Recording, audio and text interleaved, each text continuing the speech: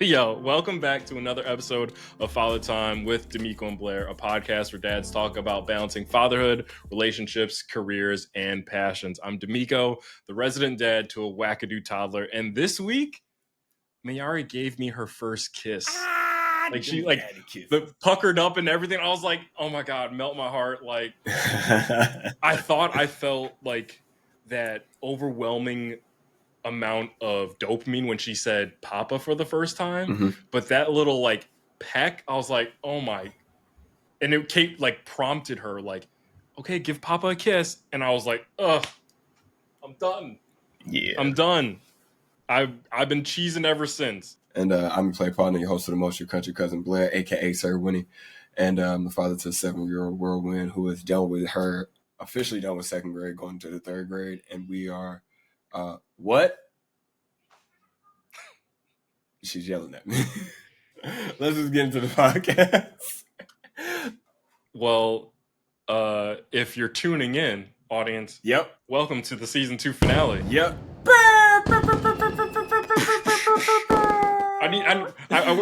Where my fireworks? I was like, yeah, where the fucking thumbs up fireworks at? Come on, Apple, y'all tripping. Apple, what you doing right now? Tripping, kid. Over here focused on iPhone 17 by now. Oh my God, I'm so tired of it.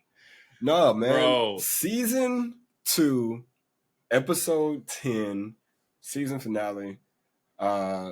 In essence, because my wife kind of broke this down to me, we have 21 episodes because of the pilot.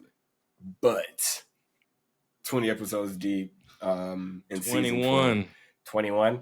Can you do something?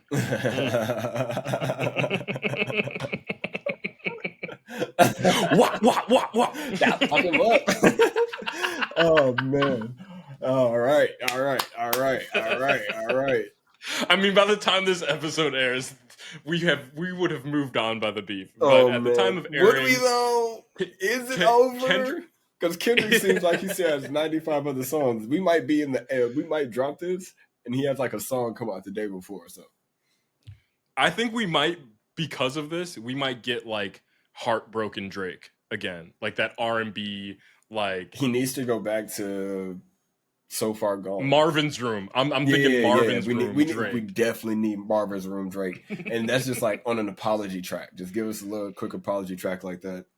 I don't know if somebody AI'd him rapping over BBL Drizzy. And also, why are we talking about this so much? I just edited this part in the Brandon episode. I'm like, we talked about it for so long in Brandon's episode. It was like a 30-minute I cut out so much of that conversation to make it sound good.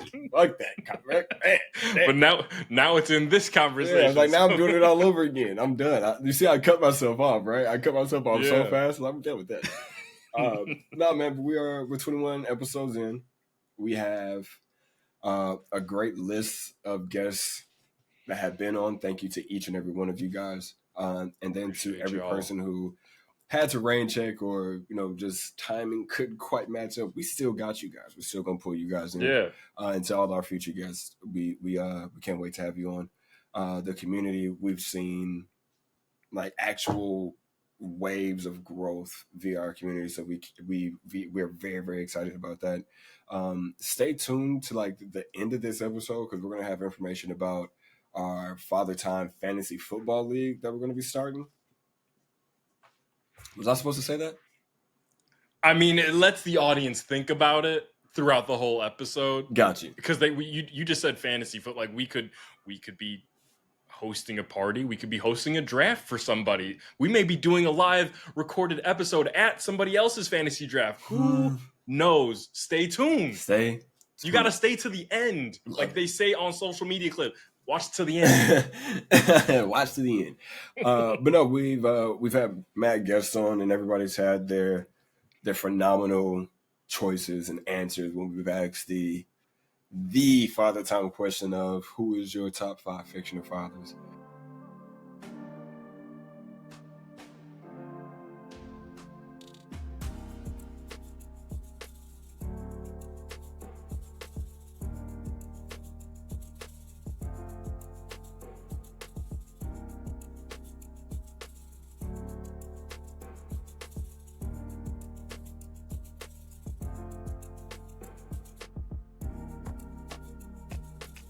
that was a crazy ride over the last season of Fictional Fathers, last 2 seasons of Fictional Fathers thus far. As we ended on that clip, the winner, the most like drafted fictional father, the Uncle Phil. Sure. I mean, you know him, you love him. I think he came in at around 4 or 5 different lists he was on. For sure. Yeah. Next behind him, and this is where it gets blurry, Chris Gardner, real motherfucker. A real dude. a real dude made the list. A real dude made the list. But if you said Chris Gardner, you're not really thinking the dude. Yeah, sorry. Unfortunately. Yeah, no disrespect. You're thinking Will Smith. No disrespect. Yeah. Yes. And hopefully that is what he perfectly wanted. portrayed. Yeah, that's what he wanted. Exactly. I'm pretty sure. I mean, I thought it was dope that he was at the end of the movie with his son. Yeah, right. Like they the did little walk end pass. it. Yeah, the walk pass. Yeah, that was sick. That was sick. I was like, that's a good one. And rounding out the top 3, I'm really proud of this one. Mufasa. Look at the shirt. Mufasa made the list. Yeah. Look at the shirt. You see it. No, what was in that little Jurassic Park print? Yeah. That's actually fucking fire. I'm not gonna lie to you. Man, it was something that we truly didn't expect to have on our list. And then some that were like not out of left field, but kind of hit in different ways. Where there was like Ube's list, where he talked about like the future father of himself, who he wanted to be, or even Jake, who hit us with the most solid answers, like me, because I never thought I would be a dad. So, yeah, man, the list of fathers that we've had so far has been dope as hell, and the list of dads that we are gonna have should be even better. So yeah, thank you guys, thank you all, and to you watching, listening right now, make sure that you leave a comment on our Instagram in the comment section here on YouTube. Who your top fictional father is, whoever it is. Is it I almost said Ted Bundy. Jesus. Al Bundy. Is it Al Bundy? It's Al Bundy. It's definitely not Ted Bundy. Oh, man. That is also a real motherfucker. That's a real dude. A whole real person. Terrible person. A whole real person. All right, De'Meco. So with 2 seasons in the book, what is tell the people what your biggest accomplishment is as both a host and as the executive side of yourself, as the producer, director, and an editor of the podcast. So as a host, there are some moments, and as an audience member, you may have caught them, where I've asked a question and my co-host over here would point and be like, that's a damn good question. That's a damn good question. You need something what? That's because this is still very new to me. I've never I have conversations, but like in the way to carry on the conversation, to get a story out, to allow the guest open-ended answers where they don't feel it's like yes or no. And when I look back, those questions were all top of the dome. They weren't premeditated questions that I fit into the conversation. So that's probably my proudest accomplishment as a host. As like an editor, or the behind the scenes side of it, editor, producer, executive person, however you want to chop it up. I'm proud of all of that, to be honest. But if I had to pick one, I would say the editing process, because when we first started, I was very nervous about it because I'd never edited something like a long form piece of content like that. I have zero experience in that. And I just wanted to make sure I was doing a good job. I also knew, like, if you assigned me an edit, I didn't want to slow us up. I didn't want to like be like, oh, like fumbling on it. So I was pleasantly surprised that I enjoy it as much as I do. Almost to a fault where you'll have to hit me up and be like, De'Meco, you're doing too much. All right. Stop over here. Stop adding these Marvel cuts of snaps and freaking blips and shit. Like, oh man, he edited Ledethro's episode up until the night before we dropped it. Like he kept, and that was like a 2-month edit. Yeah.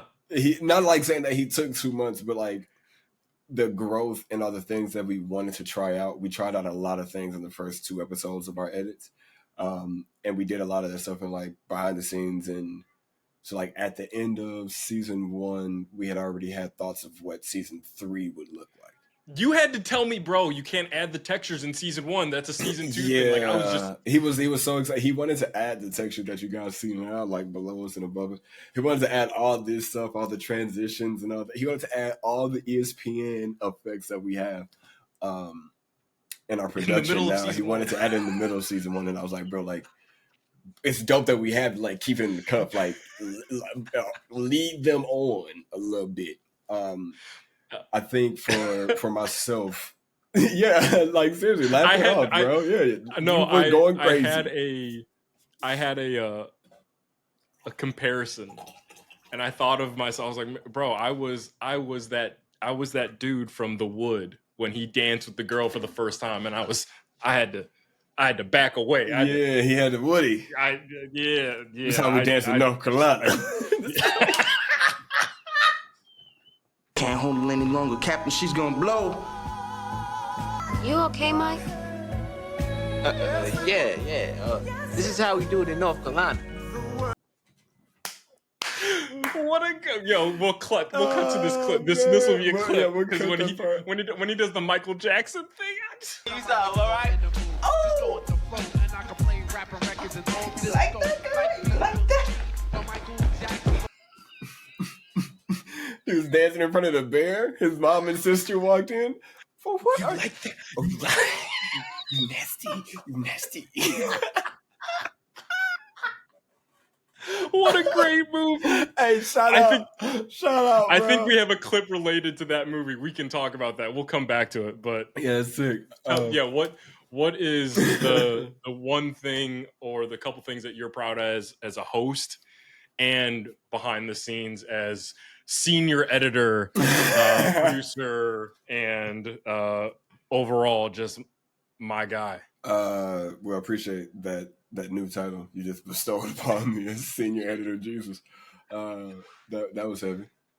No, man, I think it's twofold as a host. As a host, the first thing that I'm very, very proud of is the growth of you as you've gotten more comfortable in the chair behind the mic in front of the camera.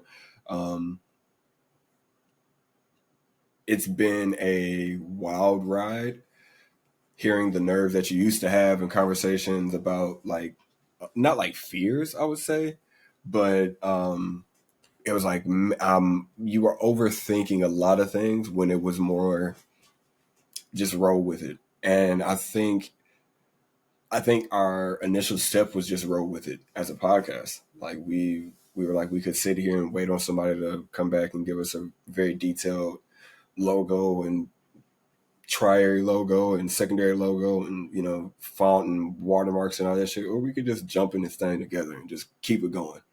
And you guys got a very raw, rough version of a prospect, like an athlete. And now you have like that Anthony Edwards. Now we have an Anthony Edwards on our team and a host that I feel like if Anthony Edwards and Kyrie got on the same team, they work magic. And I think that's what you guys. Should I do a quick cut and change into bring your ass? No. You can leave that. You can leave your ass. Yeah, just leave your ass.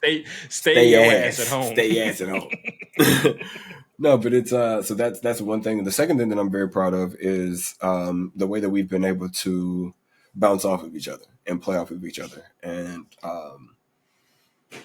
like the give and go that we have in conversation with when we do have guests and when we don't have guests, we're able to still be like very locked in and solid, whether it's joking and laughing and getting the nerves out of the guest at the very beginning, or reaching deeper into that guest and what we feel like they're actually trying to get out without sharing too much initially. We've found a way to get that out of people naturally.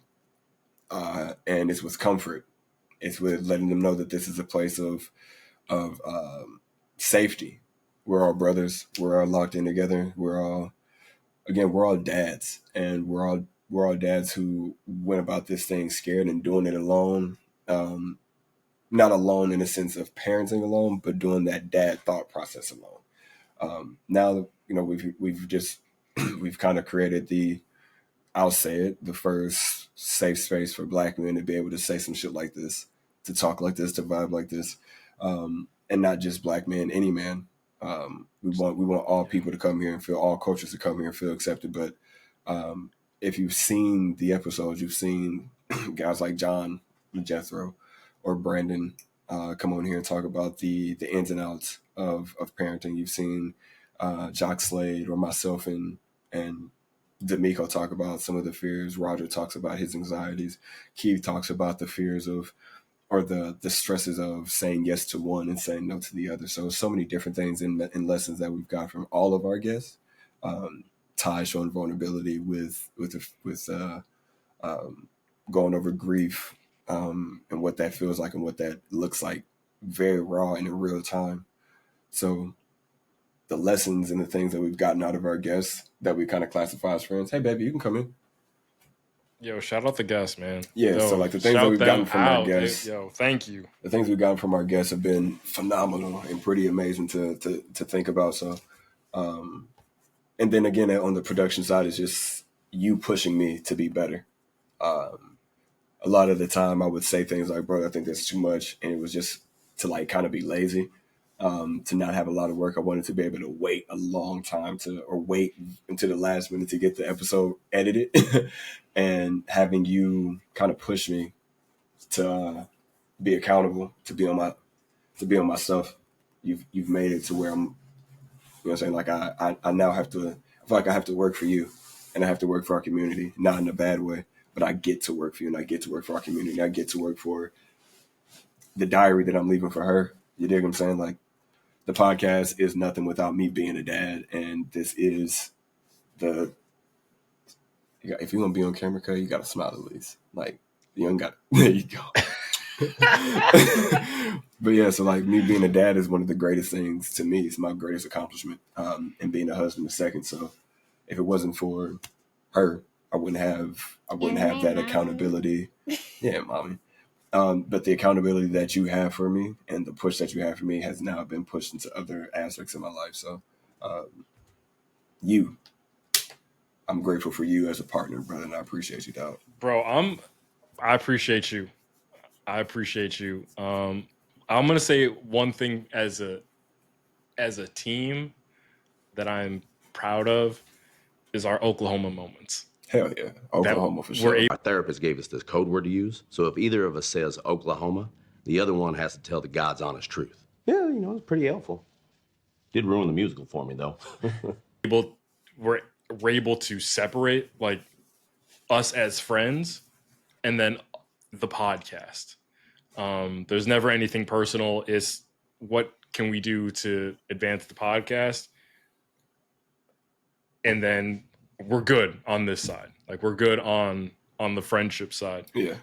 There's never nothing personal, bro. Like what we're doing here. It's about growth. Yeah, what we're doing here is about growth, and I think that's the beauty of it. And in it is that walking into this, you kind of gave me that feeling with how you were talking in a way. Anyway, like when we first started talking, before we both found out how deep of The Office and Ted Lasso fans we were. You were giving me those options of like, hey, I want you to be like a little honest. But then once we found out, it was like, hey, you can separate. Do you want to get down? Or you want to stay in here? Okay. But in those moments where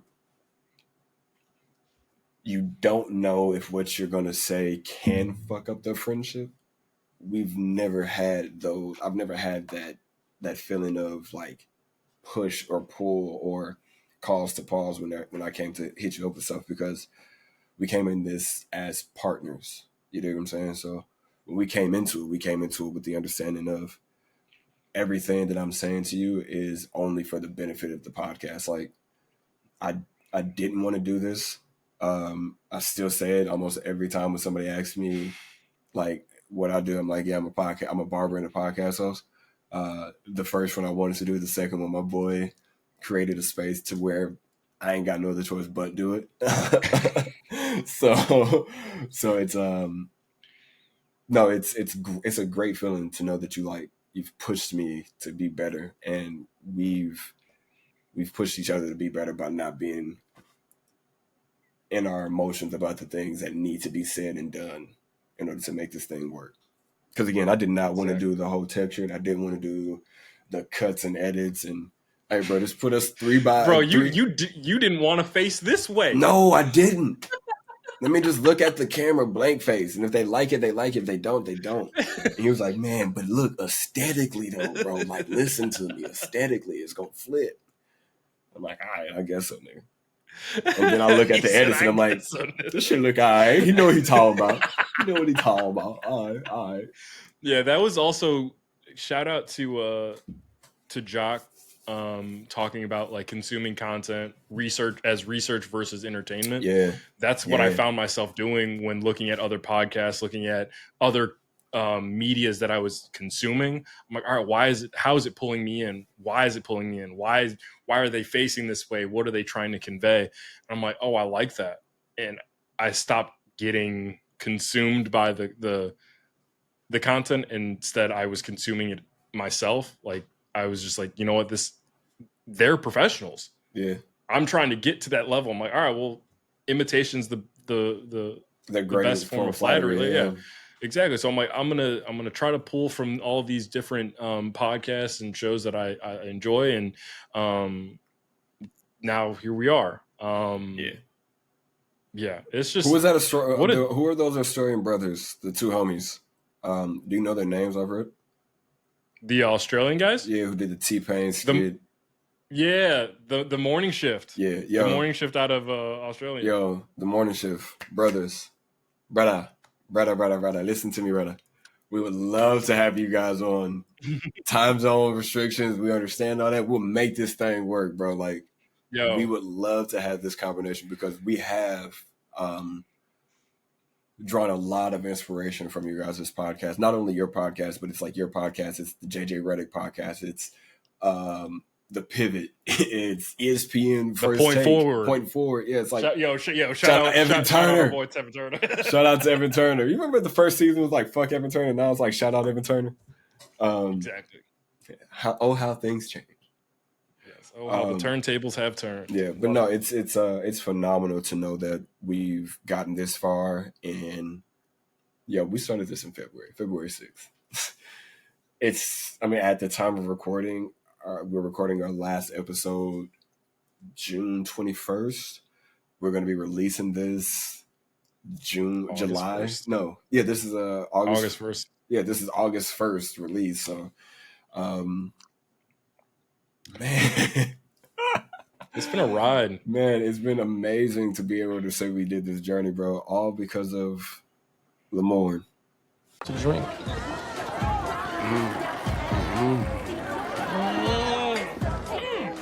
It's like an explosion of fruit. There it is. Look at me being so naughty. So naughty. Shout him out, man. Shout out Lamorne. We need my you, man, brother. Winnie the Bish. You heard the name at the beginning of the intro, bro. She played party host of Motion Country Cousin Sir Winnie, aka Sir Winnie. You know what I'm saying? That's me. Yo, are we puzzling? Are we puzzling season 3? I want to puzzle with Lamorne. I want that to be one of the skits we drop. I want Lamorne on here. I want Schoolboy Q on here. I would love to have K-Dot on here. Dane, Steph, give me Reggie Bush, Sasha Vujicic if he's a dad. I'm going for all big hitters, and that's no disrespect to the people who want to be on, because we are going to have guests on that are in our follower base, but we also want to give you guys the conversations that you might want to hear, that I want to hear. Yeah. I want to learn from these type of people. I want to hear how a professional athlete goes about being a father. Like, how are you actually there? A coach. I mean, everyone from season 1 wanted to hear from Roger. Mm-hmm. We gave him Roger. We did. Season 3, like, who y'all want to hear from? We gon' try to get him.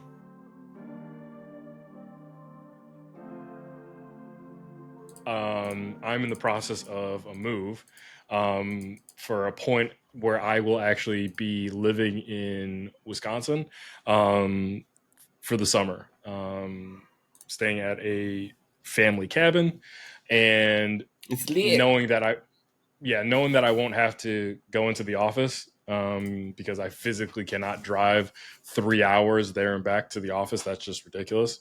I'm going to be making a lot of dad content. And so what I did, I picked it up off of Amazon. I saw it on TikTok. Dad, I want to hear your story. I seen that. And so I think I'm going to go through it, and instead of waiting for Mayari to be old enough to ask me these questions, because you never know what may happen, I'm going to go through this book and answer these questions in some sort of content form where it may be me answering the question towards my daughter, or me writing or just talking about it on camera so that she has the story coming from my perspective, not just seeing it written down or schooled into a book. What are your summer plans with Penelope? She wants to actually start a lemonade stand, dog. So yeah, so we're gonna work on finances. So at this time she's in camp, and then she has swim camp after. So on the days that she doesn't have swim camp, I think probably like on Saturdays or Sundays or whatever, we'll post up, do like a little lemonade stand or whatever. We are gonna be gone during the summer months for like Mexico trip and all that stuff. So honestly, the biggest thing that we're doing is just making sure that we have all the one-on-one time that we can, taking her to the parks. Right now, she's hella simple, dog. She just wants to go swimming. She wants to go swimming. She wants to kick it with her homegirls. Her birthday is like peak summer, like in August. So it is very, very, like that month is jam-packed. We're dropping our season finale the first week. Her birthday is the second week. I'll be flying out to Mexico like around the end of the month, and getting back around the same time. So it's like it's just a lot. So the summer plans at this moment aren't the greatest. Next year though, I plan on taking her back east, whether that be to like see Chicago, go to Nashville, but I want to end up taking her back east so she can have like a East Coast summer. I think that'd be dope. I'm trying to make that like a thing. Actually, my dog Kyle, we're supposed to be doing like 2 meetups. So one up in his place, and then another like an RV meetup. Like our families are all gonna go camping together. So we're also gonna do that. So myself, my wife, Penelope, Fish, his wife, his daughter, and a couple of our other friends are all gonna go to this golf course that has a RV camp with it. Have a good time out there. That's dope. Yeah. When you come out here, I'm gonna take you to it. It's called Bar Run, but check it out. What's one of those questions in that book? Like just one. All right, I'm gonna flip through and you tell me when to stop. All right. All right. Yeah. Left page. Left page. Yeah. Let's talk about your kids. In what ways are your kids like you? Oh my God, that is probably the greatest random question. Do you want to answer that? I mean, because right now, MJ's not. She's only 2. I wish we don't post her face online. Yeah. I wish I could give you a side by side. From what I was told and what I see in pictures of myself, I was a very happy kid. That's what I see when I see my daughter. Mm-hmm. You can come across kids that look like they're checked out, like they're just like not feeling it. I look at my daughter and I see joy. I see it radiating from her. I don't know if you saw the trailer for Pharrell's movie. Oh, yes. I loved music. It was mesmerizing to me. I would see beautiful hues of light cascading. I just thought that's what all black kids did, stared into the speaker like, whoa. The imagery in which he talked about how he saw music, how he sees sounds radiate, that's how I see joy radiate from my daughter. Yep. Like, it just literally emanates from her, and I just feel I feel it. I'd like to think that I had that impact on people. I just know I was a happy kid because right now I'm happy. Yeah, I got my down days, but like, I think that's probably the closest way that I can say that she's alike with me, just because she's so young and at a very core level. That's the best way I can answer that question. Yeah. No, I think the always positive attitude that you do have is a little bit annoying at times, but it helps out. It helps me out a lot. Cool. I'm glad. Yeah, it's just like how can, like, my wife is the same way though. I get annoyed with her. I'm like, bro, how are you always trying to? Sometimes niggas just need to be punched in the face. I can't always turn the other cheek. I need to say it. She's like, but do you though? Oh, you're right, I guess. She's right. Like 80 to 90% of the time, my wife knows. Why you gotta look? You looked out the door like that first skit of Key and Peele, like. No, I mean, I'm letting her know, like, I'm speaking it towards the door so she can hear. Got like, it. yo, my dog, you are the way. You know what I'm saying? She knows what's up. The way Goose is like me. Besides looking like me and having my attitude, no, I'm joking. She's funny. She's inherently goofy. She does not care to not be goofy. She is who she is.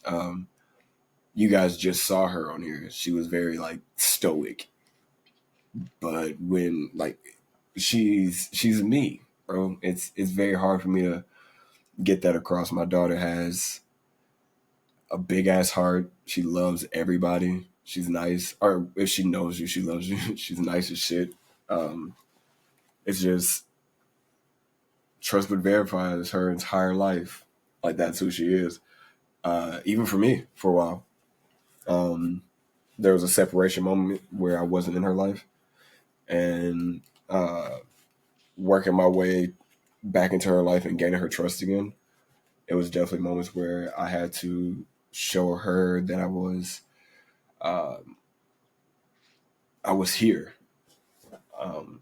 So yeah, you know what I'm saying? Like, she's like, I fuck with you, dog, but I don't really fuck with you.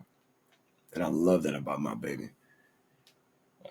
The one thing that she's not like me is she's more creative. Like, she can sit down and stay creative. She can draw, she can paint, like, and she'll just go for it. And where I focus a lot on one task, she's able to draw 15 different paintings on one canvas.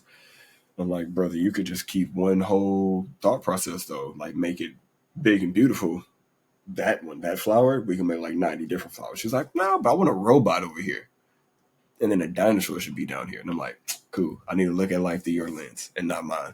You know what I'm saying? That's so dope that she's. Just want to make sure I was on mute. That's just so dope that she's that creative. It reminded me of a video I saw with Kate on TikTok.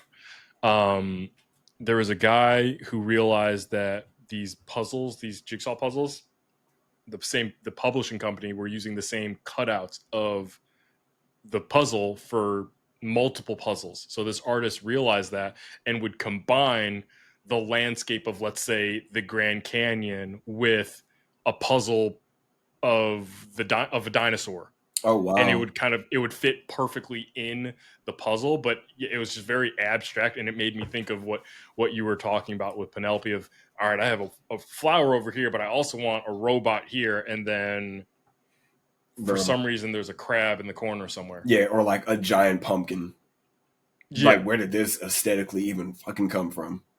Yeah, where the fuck did this guy come from? And she's like, very Salvador Dali. Yeah, for sure. I don't know if you can see it, but the art over here, this is my favorite one. This is my Father's Day art. Says, Dad, love you. And then it's 7 in a year. Alma. And then me. For some reason, I'm shorter than Alma. And then Milo is right here, and he's farting on me. I think that says ranking, right? That's a ranking we've thing. talked about that. We had this conversation on the podcast. We have, yeah. And then I told her that she always has to sign her art, so she would love Penny. So yeah, man, it's her art is the shit that keeps me going, but then also like my daughters will keep me fucking going. Like, fuck out of here, it's my nigga. Yeah. So I mean, I see you adjusting that hat. Oh yeah, it's a new hat. Shout out to my dogs over there at Broccoli Country Club. Won their giveaway for Pinehurst. Super fire. I've never won anything like giveaway shit type shit before. So especially like Instagram type shit. It was like I think over 150 to 200 people that entered, and my name got pulled. So it was dope as hell. I got this. That's awesome. I got a couple like tops. I think it was a quarter zip, a sweater, which the sweater is my favorite piece out of the like y'all boys killed it with that sweater. The quarter zip, the sweater, and then a polo, 2 hats, a dad hat and a rope hat. Then I got like a magnetic towel, I got tees. Yeah, they hooked it up. So shout out to Broccoli Country Club. You guys go check them out. This is some of the greatest gear for stoners because it doesn't show anything of like weed smoke. But if you know, you know. Smoking that good broccoli, bring good grass, stay elevated. Yo, you showed me that quarter zip, that little zipper detail. Yes, and it's like that's dope. It's thick. It's a thick like silicone-y. So yeah, I'm kind of like blanking on how to describe it to the people who can't see me, who's listening right now. So if you're listening, it's like if you were raised in like the 90s or 2000s, they had these erasers. I can feel the texture that if you're a 90s kid, you understand exactly what I'm talking about right now. If you turned in your 5 funky tickets at Chuck E. Cheese, yes, you got an eraser. Yes, bro.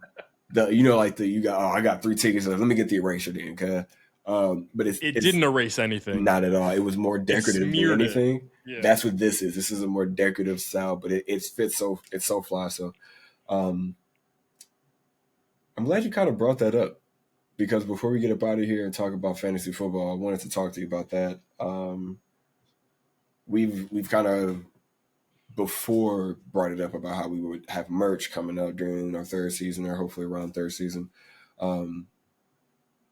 As the senior creative behind our merch department, I can only say that I want the first rollout for you guys to be the greatest thing that you can get from Father Time. So with that, with getting merch from other companies, with seeing how they do rollouts, with seeing how they package and bring things out, it would be a disservice to you guys to spend the amount of money on the merch that we will be giving out for you guys to not get exactly what we want you guys to get. So give us some time on a merch rollout. Give us some time on some tangible things. We will have something tangible for guests, for community people, but give us some time for it. We want to be able to engage with you guys properly to figure out what you want, so we can give you guys. Let us know in the comments if there's something specific. If you would rather have a hat, what type of hat? Yeah, would you like the dad hat, rope hat, or flat bill, whatever it is, bucket hat, visor, whatever that is? Do you want something tangible like a water bottle or a rocks glass artwork? What do you want from Father Time for y'all? Because it's for y'all. Like obviously, I'm gonna throw shit. I might get a Father Time tattoo. Don't fuck with me. I'm all in on this podcast. I know many of music. I know many of a rap artists that got a microphone tattooed on them. Bro, I would do that. I would do that. I was like, I got space to get clippers and a mic on me, bro. I'm a barber and a podcaster, so I'm getting it somewhere. Bro. But yeah, so we believe in you guys. We believe in this podcast. I believe in you, De'Meco. And I believe in you. For sure. So Do you want to kind of go over the fantasy football thing? Well, I think you kind of talked about something before that. Are we hinting towards the fact that we might have maybe non-dads on the podcast as we talk about expanding our community? I think we might, right, like have some non-dads, some expecting dads, learning about how impactful dads have been on their kids.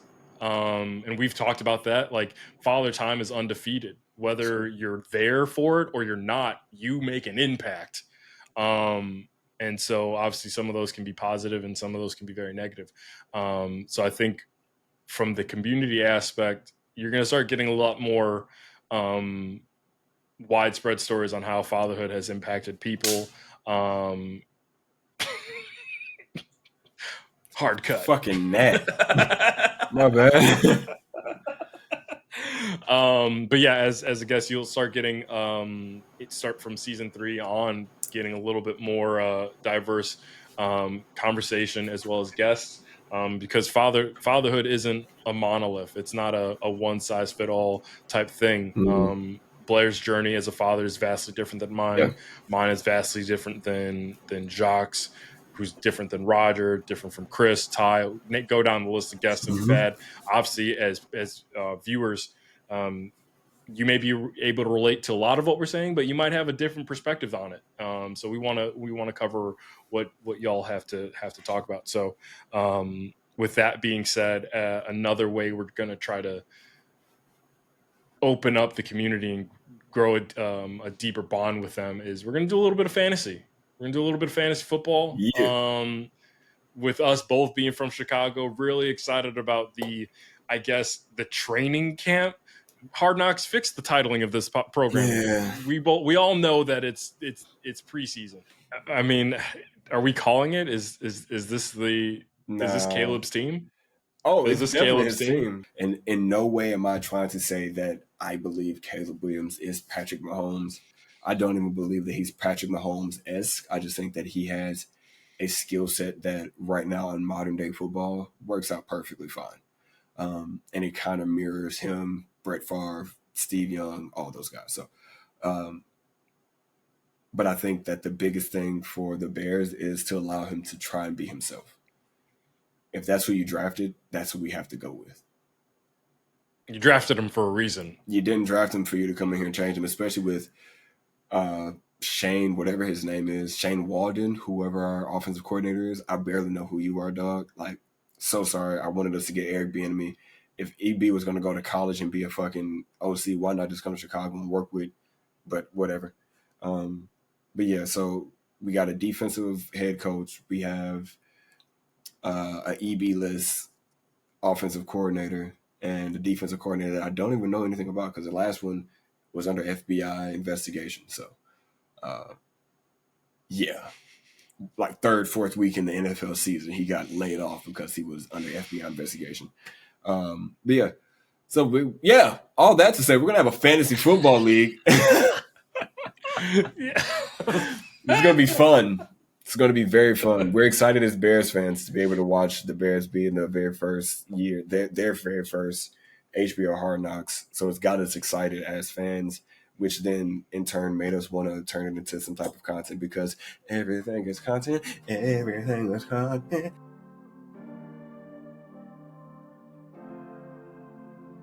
And with that being said, man, we ain't going to hold y'all for too long. Hold on, my point. Yeah, I'm pointing the right way. That's my brother right there. You point, yeah. That's my brother. We right 2 seasons in, and we I still finally don't got know. it. I finally got the fucking point. You see it? I'm pointing at De'Meco. I'm the play partner, host of Motion Country Cousin Blair, aka Sir Winnie. That's my boy De'Meco, the light skinned god. If you guys like what you hear, make sure you like, share, subscribe, leave a comment down below, man. Season 3 is going to be a blast. Thank you all for tuning in to season 2 of Father Time the podcast. But yeah, shout out to all our wonderful guests, all of our guests that we've had on. Man, again, you guys are dope ass dads, bro. We couldn't be here without y'all. Make sure you tell somebody that you love them because we love y'all. See y'all in season 3. Peace.